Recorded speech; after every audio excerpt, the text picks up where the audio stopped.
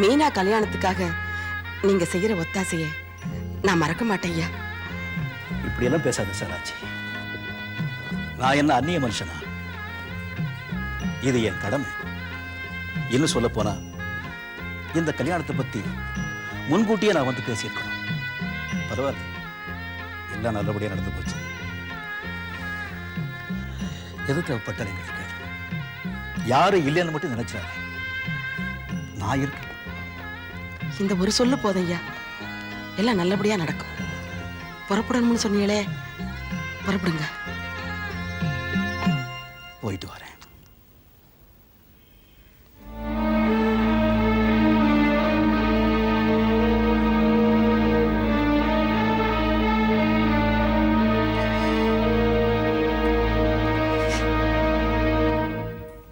என்ன அங்கிள், ஸ்ரீகாந்த் கல்யாணத்தை இப்படி 4 மாசத்துக்கு தள்ளி வச்சிட்டீங்களே? அது ஒண்ணும் இல்ல தம்பி, 4 மாசத்துக்குள்ள கல்யாணத்தை பண்ணினா இந்த ஜோடி பிரிஞ்சிருமா, ஜோசியர் சொன்னாரு. அதான். அப்ப இவன் 4 மாசத்துக்கு அந்த பொண்ணை பார்க்கவே முடியாது.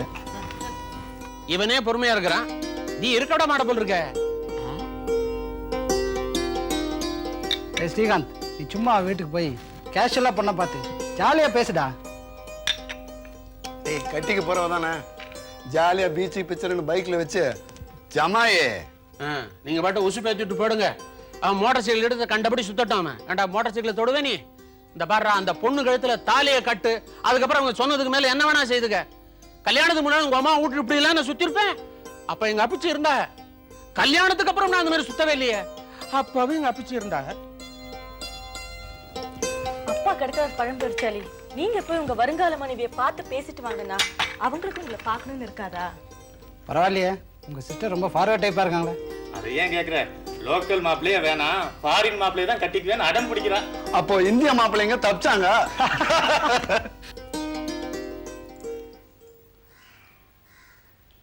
மீனா, மீனா, அடியாத்தே, வாங்க வாங்க மாப்பிள்ளை, வாங்க உட்காருங்க. நீங்க உட்காருங்க. இருக்கட்டும் இருக்கட்டும். என் ஹோட்டலுக்கு போயிருப்பீங்கன்னு நினைச்சேன். இப்பதான் புறப்பட்டுக்கிட்டு இருக்கேன். என்ன இப்படி சொல்லாம கொள்ளாம வந்துட்டியே? வீட்டுல எல்லாரும் நல்லா இருக்காருல்ல? எல்லாம் நல்லா இருக்காங்க. இந்த பக்கம் ஒரு வேலையா வந்தேன். சரி. அப்படியே நீங்க எப்படி இருக்கீங்கன்னு பாத்துட்டு போலாம்னு. நான் எப்படி இருக்கேன்னு பார்த்துட்டு போகத்தான் வந்தீங்களா? அப்போ மீனாவை பார்க்கவில்ல. கல்யாண மாப்பிள்ளை காலம் இப்பவே வந்துருச்சு. இருக்கட்டும் இருக்கட்டும். ஆத்தா மீனா, இங்கிட்டு வந்து பாரு ஆத்தா யார் வந்திருக்காருன்னு. வா. என்னமா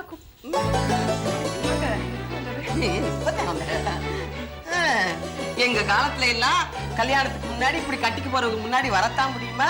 நேரம் நின்று பேசத்தான் முடியுமா? இது முன்னேற்றங்கிறீங்களா இல்லங்கிறீங்களா? அடியாத்தி, நான் எதையாவது சொல்ல போக நீங்க என் தலையை போட்டு உருட்டுறதுக்கா? ஹலோ, எழுத்து இன்ஸ்பெக்டர் வந்திருக்காரா? இருக்கட்டும் இருக்கட்டும், இந்த வந்துடுறேன். மாப்பிள்ளை, நான் கடை வரைக்கும் போயிட்டு இப்போ வந்துடுறேன். ஒன்னும் அவசரம் இல்ல, நீ மெதுவாவே வாங்க. அது சரி, நான் மெதுவாவே வரேன். மீனா, காப்பி கொடு மாப்பிள்ளை.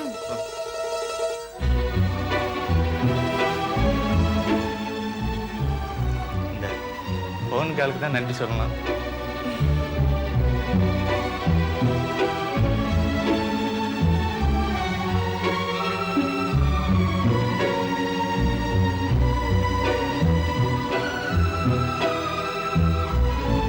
மீனா, நம்ம கல்யாணத்தை இப்படி அநியாயமா 4 மாசத்துக்கு தள்ளி வச்சுட்டாங்களே. ஏன் உங்களால 4 மாசம் கூட வெயிட் பண்ண முடியாதா? உன்னை பார்த்ததுக்கு அப்புறம் 4 நிமிஷம் கூட வெயிட் பண்ண முடியாது. போதும், அசடு வழியுது. இது அசட்டு கலை இல்ல, கல்யாண கலையா, அத்தை சொன்னாங்க. மீனா, என்ன உனக்கு பிடிச்சிருக்கா? ஏன் பிடிச்சிருக்கு? அது அது ஏன் பிடிச்சிருக்குன்னா, அது ஏன் பிடிச்சிருக்குன்னா, அது மீனா, என்னது இது? கல்யாணம் போற பொண்ணு இப்படி நடுவுகால உட்காந்துட்டு ஒரு அண்ணியோட பேசிட்டு இருக்கே. இது வருங்கால புருஷனுக்கு தெரிஞ்சா என்ன ஆகும்? ஒண்ணும் ஆகாது. ஏன்? அவர்தான் உட்கார்ந்திருக்காரு. ஸ்ரீகாந்த், நீங்களா? முடி வெட்டிட்டீங்களா? அடையாளமே தெரியல. என்ன மீனாவோட தனியா பேசுறீங்களா? ரகசியமா? Enjoy enjoy. இப்படிதான் சார் வீட்டுல சின்ன சிறுசுகள் தனியா பேசுறா போறோம். வீட்டுல இருக்கிறவங்களுக்கு பொறுக்காது. பூஜை வேலை கரடி மாதிரி பக்கத்துல வந்து உட்காந்துரும். கரடியே தான். சரி சரி, இப்படிதான் சார் எனக்கு கல்யாணம் ஆன புதுசுல. ஹலோ, எனக்கு கல்யாணம் ஆயிடுச்சு. என் ஒய்ஃப் பேரு பிருந்தா, ஷார்ட் புத்ரி பிருந்தான்னு சொல்லுவாங்க. ஆச்சி தான் சொன்னாங்க என்ன ரொம்ப நாளா வீட்டுக்கே வரலையேன்னு, அதான் ஒய்ஃபை கூட்டு வந்திருக்கேன். உள்ளதான் பிருந்தா இருக்கா, கூப்பிடுவா. எனக்கு கல்யாணம் ஆன புதுசுல இந்த மாதிரிலாம் ஃப்ரீயா பேச முடியாது. இப்ப மட்டும் நாங்க ஃப்ரீயா பேசுறதா நினைப்பா. ஐயோ, என்ன நீங்க இப்படி காமெடி பண்றீங்க? பயங்கர சென்ஸ் ஆஃப் ஹியூமர் சார். என் மச்சா இருக்கா இதே மாதிரி தான் பயங்கர காமெடி. ஒரு நாளைக்கு நானும் என் ஒய்ஃப் உட்காந்துருக்கோம். அங்கே வந்து சொல்றான், இது என்னடா அப்படின்னா ஏரோப்ளைனா, இது என்னன்னு கேட்டா இறங்கோ பிளைன்கிறான் சார். அதை கேட்டு 4 நாள் நான் சிரிச்சிருக்கேன். சிரிப்பே வரலையா? வேணுமா? இது வேண்டாம், குடிக்க கொஞ்சம் தண்ணி வேணும். தண்ணி வேணும்னா தண்ணி வேணும்னு கேளுங்க சார். ஏன் சார் இப்படி தள்ளி விடுறீங்க? கொஞ்சம் கூட நல்லா இல்ல. தண்ணி கேட்டா நான் கொடுக்க மாட்டேனா? ஏன் இப்படி தள்ளி விடுறாரு? மீனா, இப்ப சொல்லு, என்ன ஏன் உனக்கு பிடிச்சிருக்கு? அது அது உங்களை ஏன் பிடிச்சிருக்குன்னா அது அது வந்து சீக்கிரம் சொல்லு, யாராவது வந்துட போறாங்க. அது வந்து ரொம்ப மோசங்க நீங்க. பாவம் சின்ன சிறுசுங்க, தனியா பேசணும்னு ஆசைப்பட மாட்டேங்க. அது புரிஞ்சுக்காம நடுவுல உட்காந்து வள வள வள வள வளன்னு பேசிட்டு. சாதாரணமாவே நம்ம வீட்டுக்கு ஒரு கெஸ்ட் வந்தா நான் பாத்துக்க மாட்டேனா? அதுவும் மாப்பிள்ள வந்திருக்காரு, தண்ணி கேட்டா நான் கொடுக்க மாட்டேன் சார். இந்தாங்க சார். பிருந்தா, அது என்ன என்ன என்ன என்ன இல்ல நீ தானே கூப்பிட்ட? இல்ல, மாது வந்து அதுதானே. அவர் எப்பவும் அப்படிதான், ஒரு சின்ன விஷயத்த சொல்றது கூட இவ்ளோ பெருசுபடுத்தி சொல்லுவார். ஆனா நான் அப்படி கிடையாது, பாயிண்ட் தான் பேசுவேன். குடிக்க கொஞ்சம் தண்ணி வேணும். இப்பதானே குழந்தை குடிச்சிட்டீங்களா? பரவாயில்ல பரவாயில்ல, தண்ணி குடிக்கிறது ரொம்ப நல்லது. ஆனா நீங்க தண்ணின்னு சொல்லும் போதுதான் எனக்கு ஒரு பெரும் பிரச்சனை ஞாபகம் வருது. காவேரி தண்ணி தமிழ்நாடுக்கு வருமா வராதா சொல்லுங்க. எனக்கு இப்ப குடிக்க தண்ணி வருமா வராதா? ஓ, உங்களுக்கும் தெரியாதா? சரி பரவாயில்ல, உங்களுக்காக தண்ணி கொடுக்குறேன். இந்த வரேன். இப்ப சொல்லு, என்ன ஏன் உனக்கு பிடிச்சிருக்கு? அது உங்களை ஏன் பிடிச்சிருக்குன்னா அது நான் கண்டுபிடிச்சிட்டேன். இது ஷாருக் கான் தானே மீனா? நான் இவனை ஷாருக் கான்ங்கிறேன், நம்ம மாது இல்ல அயூப் கான்ங்கிறான். அண்ணே மாப்பிள்ள. ஐயோ, மாப்பிள்ள இல்லம்மா, ஷாருக் கான். அது இல்லண்ணே, மாப்பிள்ள வந்திருக்காரு. அடடே மாப்பிள்ள, எப்போ வந்தீங்க?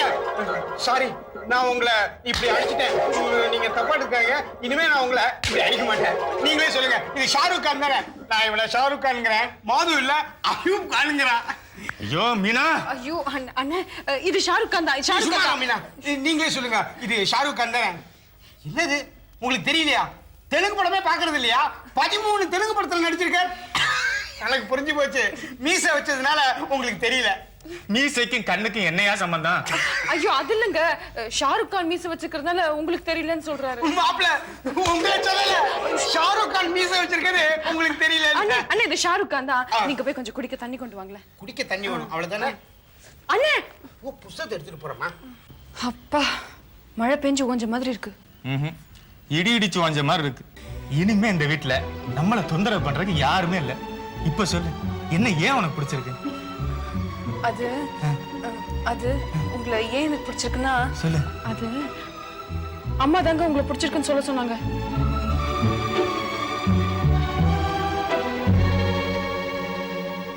அம்மா, வழக்கம் போல ஓட்டல் உரிமையாளர் சங்க தலைவரா ஏக மனதா நீங்க தேர்ந்தெடுக்கப்பட்டிருக்கீங்க. ரொம்ப பாராட்டுகளம்மா. அதுக்கு தேங்கன நம்ம சங்கத்துல எல்லாருமா சேர்ந்து கூட்டம் போட்டு பாராட்டு பண்ணிட்டீங்களே ஐயா. அப்புறம் என்னத்துக்கு நீங்க மட்டும் இங்க தனியா? அம்மா, அது ஒட்டுமொத்த பாராட்டு. இது அண்ணனோட தனிப்பட்ட பாராட்டு. ஏத்துக்கங்கம்மா. ஆமாங்க. என்னத்துக்கு இதெல்லாம்? அம்மா, ஓட்டல் உரிமையாளர்களுக்கு எத்தனையோ பிரச்சனை. அதையெல்லாம் தீர்க்கணும்னா உங்க மாதிரி திறமையுள்ள தலைவர்கள் தான் நம்ம சங்கத்துக்கு தேவைங்கம்மா. நம்ம எல்லாரும் ஒத்துமையா இருந்தோம்னா எதுக்கு பிரச்சனை வரப்போகுது? ரொம்ப சந்தோஷம். போயிட்டு விட்டுங்களாங்கம்மா? வாங்க. விசையா ரெடியா? இத வந்துட்டேமா. மா மீனா, நான் சம்மந்தி வீட்டுக்கு வரைக்கும் போய் அவங்கள ஒரு எட்டு பார்த்துட்டு வந்துடுறேன். ஏன்னா அவங்க 2 வாட்டி நம்ம வீட்டுக்கு வந்துட்டாங்க. நம்ம ஒரு தடவை கூட போகலைன்னா நல்லா இருக்காது. சரிம்மா, நான் என்ன ட்ரெஸ் போட்டுக்கிறது? ஆத்தி, நீமா வரேங்கிற? வாண்டாத்தா, கல்யாணத்துக்கு முன்னாடி மாப்பிள்ளையும் பொண்ணு அடிக்கடி பாத்துக்க கூடாதுன்னு பெரிய சொல்லுவாங்க. நடு போங்கம்மா, அதெல்லாம் பழைய பஞ்சாங்கம்.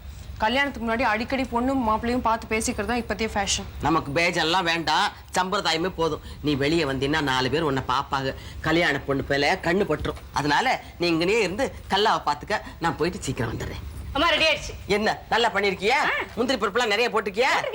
டப்பால என்னமா எடுத்துட்டு போறீங்க?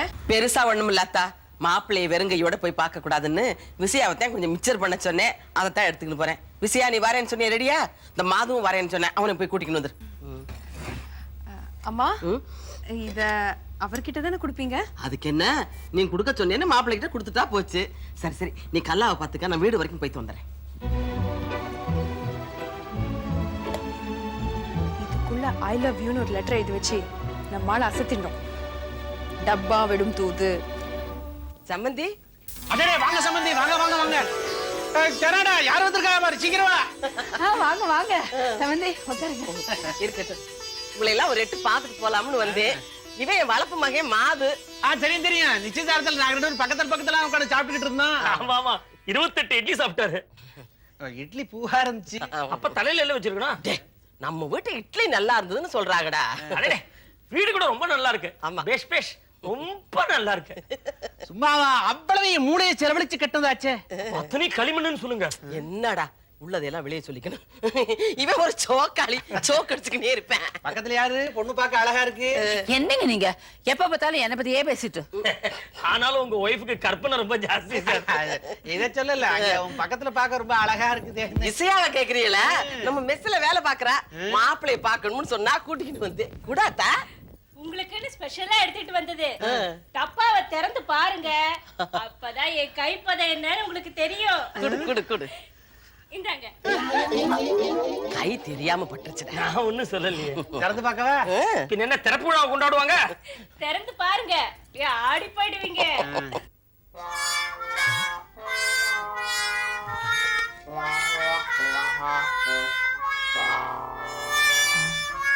இதுல இருக்கிறது உங்களுக்கு ஆமா, எல்லாம் விஜயாவோட ப்ரிப்பரேஷன். அவங்களுக்கு பிடிச்சவங்களுக்கு செஞ்சு கொடுக்கிறது அவங்களோட ஸ்பெஷாலிட்டி. அம்மாடி விஜயா, நீ இப்படி பண்ணக்கூடாது. என்ன பண்ணுனா? இல்ல, எனக்கு இந்த வயசான காலத்துல இதெல்லாம் தேவையா? இதுக்கெல்லாம் வயசு பார்க்கலாமா? ஆசைப்பட்டா குடுக்கறா, வாங்கிக்கங்க. இதுல இருக்கிறது நான் என்ன பண்ணேன்? வாயில போட்டு மெல்லுங்க. ஆமா, வெறும் வாயே மெல்லிட்டு இருப்பீங்க, இதே சேர்த்து மெல்லுங்க. ஆச்சி, முகூர்த்த புடவை வாங்கி வச்சிருக்கேன், வாங்க பாக்கலாம். சரி பார்க்கலாம். ஆமா, இந்த புடவை ரொம்ப நல்லா இருக்கே. ஆமா, காஞ்சிபுரம் கைத்தறி. பார்டர் மட்டும் ரொம்ப சின்னதா இருக்கு. அது மட்டும் சின்ன காஞ்சிபுரம். வாங்க, வா. சம்பந்தி, என்ஜாய். என்ன என்ஜாய்? இதுல இருக்கிறது மெல்றதுக்கு நான் என்ன கழுதையா? எனக்கு என்ன அந்த மனுஷன் மிக்சருக்கு இப்படி பயப்படுறாரு? இதை யார்கிட்ட கொடுக்கறது? Hi hi hi hi hi. என்னங்க அது ஹாய் ஹாய்னு சொல்லிட்டே இருந்தா என்ன அர்த்தம்? ஆமா, நீங்க மாப்பிள்ளை ஸ்ரீகாந்துக்கு என்ன வருது? ஸ்ரீகாந்த் என்னோட அண்ணன். ஓ, நீங்க அவர் தம்பியா? ஐயோ, தங்க சார். ஓ, ஜீன்ஸ் போட்டிருக்கீங்களா, அதான் கன்ஃபியூஸ் ஆயிடுது. சோ அப்போ நீங்க டா இல்ல டி. I am Madhu. I am Sushmita. Glad to meet you. Hi. ஆச்சி ஆடு வளர்த்தா, மாடு வளர்த்தா, கோழி வளர்த்தா, கூடவே என்னையும் வளர்த்தா. ரொம்ப தமாஷா பேசுறீங்களே. எனக்கு இப்படிதாங்க, எப்போதும் சிரிச்சுக்கிட்டே இருக்கணும். இப்படி இருந்தா பைத்தியம்னு சொல்ல மாட்டாங்களா? இப்படி சிரிச்சாலும் பைத்தியம் தான் சொல்லுவாங்க. இந்தாங்க, டப்பால என்ன இருக்கு? பாம் இருக்கு. என்னங்க அது பாம்புன்னு அப்படின்றீங்க? இது என்ன தலைவலி பாம்பு வச்சுங்களா? வெடிக்கிற பாம் அப்படி பண்ணும். கரெக்டா பண்றீங்க. பிரிச்சு பாருங்க, பாம்பெல்லாம் இல்ல, உங்களுக்கு ஒரு இன்ப அதிர்ச்சி இருக்கு. ஏங்க, இதுக்கு முன்னாடி இது மாதிரி பார்த்ததே இல்லையா? எனக்கு யாரும் கொடுத்தது இல்ல, நான் வாங்கினதும் இல்ல. நாங்க அப்படி இல்லைங்க, எங்க போனாலும் இந்த மாதிரி ஏதாவது ஒண்ணு கொடுப்போம். எனக்கு இது கொஞ்சம் கூட பிடிக்கல. அப்போ உங்க அம்மா கிட்ட கொடுங்க. எங்க அம்மாட்ட கொடுக்கறதா? எங்க அப்பாவுக்கு தெரிஞ்சது உங்களை கொன்னே போட்டுடுவாங்க. உங்க அப்பாவுக்கு தெரியாம ரகசியமா வாங்கி சொல்லுங்க. தப்பு, ரொம்ப தப்பு. இது எனக்கு கொஞ்சம் கூட பிடிக்கல. ஐ ஹேட் இட். இது நீங்களே வெச்சுக்கோங்க. என்னங்கடா அது? நம்ம ஹோட்டல் மிக்சருக்கு எல்லாரும் இப்படி பயப்படுறாங்க. வாங்க மாது. நீங்களா மாப்பிள? மாப்பிள, மீனா உங்களுக்காக ஆசையா கொடுத்து அமைச்சிருக்கா. இந்த வீட்டுல எல்லாரும் இதை வாங்கிக்கவே மறுக்கிறாங்க. ஏன்? அதான் தெரியல. நீங்க வாங்கிக்கோங்க. தேங்க்யூ.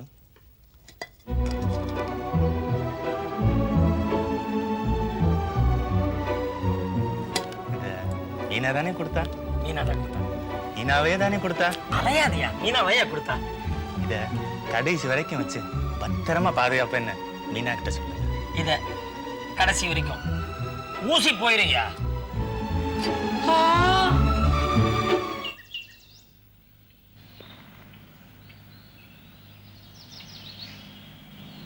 ஏன்னா அந்த ஆட்சியை உங்களுக்கு அடியோட பிடிக்காது. அப்படி இருக்கும் போது நீங்க அவங்க வீடு தேடி போய் கௌரவிக்கிறீங்களே. கூப்பிய கரத்திற்குள் கூர்வாள் இருக்கும். இது யாரோட வசனம்? கலைஞரோட வசனம் என்ன? போர்த்திய பொன்னாடைக்குள் போர்வாள் இருக்கும். இது என்னோட வசனம். ஆமாண்ணே, பரம்பரை அரசியல் மாதிரி அந்த அம்மாவே தொடர்ந்து தலைவியா இருக்கிறது சரியில்லைதான். அவங்க நல்லது பண்றாங்க. அப்புறம் நாம என்ன கெட்டதா பண்றோம்? அப்படி இல்ல இங்க எப்படி நம்மளுக்கும் ஒரு வாய்ப்பு கொடுத்து பார்த்தா தானே நாம என்ன பண்ண போறோங்கிற தெரியும். அண்ணா ஆட்சி இருக்கிற வரைக்கும் ஒண்ணும் பண்ண முடியாது. எரியறத புடுங்கினா கொதிக்கிறது தானா அடங்கிடு. ஆட்சி இன்டர்நேஷனல் ஹோட்டல் பேரு கெட்டு போயிட்டா ஆட்சியினுடைய ஆர்ப்பாட்டம் தானா அடங்கிடும் தெரியுமா? என்னங்க பண்ண போறீங்க? என்ன பண்ண போறோம்னா அசோக சொல்ல மாட்டான், செய்வான். பொறுத்து இருந்து பாரு.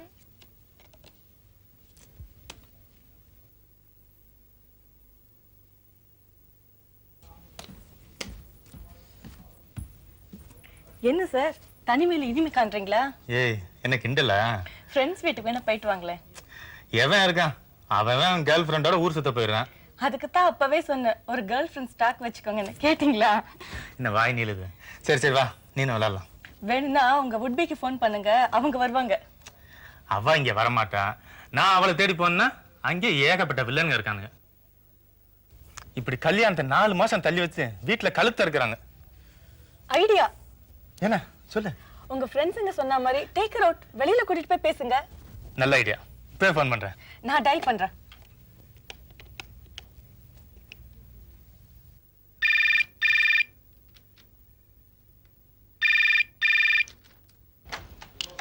Hello, Meena here.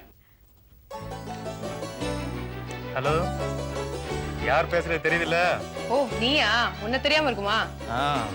அதானே. இப்ப யாருன்னு சொல்லு பாப்பா. பால்கார அண்ணாமலை தானே? என்ன நீ ஆளே காணோம்? மாடு கண்ணு பிடிச்சா? ஐயோ, நான் பால்கார அண்ணாமலை இல்ல, ஸ்ரீகாந்த்.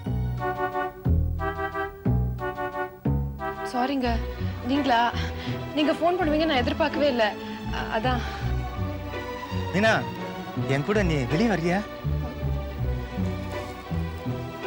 இத பாரு, நீ இங்க வர்றியா இல்ல நான் இங்க வந்து உன்னை பிக்கப் பண்ணிக்க? ஒண்ணும் இல்ல, சும்மா பீச்சுக்கு போய் கொஞ்ச உட்காந்து பேசிட்டு வரலாமே. நான் எங்க அம்மா கிட்ட பர்மிஷன் கேட்கணுமே. ஆல்ரைட். எல்கேஜி பாப்பாவுக்கு 10 நிமிஷம் டைம் தர்றேன். அதுக்குள்ள நீ உங்க அம்மாட்ட பெர்மிஷன் கேட்டு எனக்கு ஃபோன் பண்ணு. நான் ட்ரெஸ் மாத்திட்டு ஃபோன் பக்கத்திலே வெயிட் பண்றேன்.